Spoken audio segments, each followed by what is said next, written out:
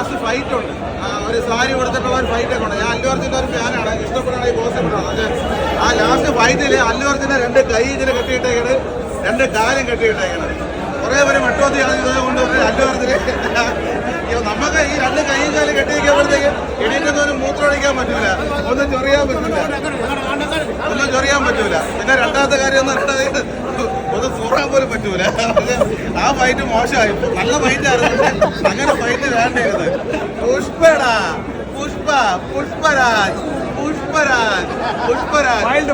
പിന്നെ അണ്ണന് വേറെ ഡയലോഗ് ഉണ്ട് കേട്ടോ പുഷ്പയില്. ഡയലോഗ് എന്നറിയാമോ? ഈ സാരി ഉടുത്തോണ്ട് വരുമായിരുന്നു. സാരി ഉടുത്തോണ്ട് വന്നപ്പോഴത്തേക്ക് അണ്ണന്റെ ഡയലോഗ് ഞാൻ പറയണേ.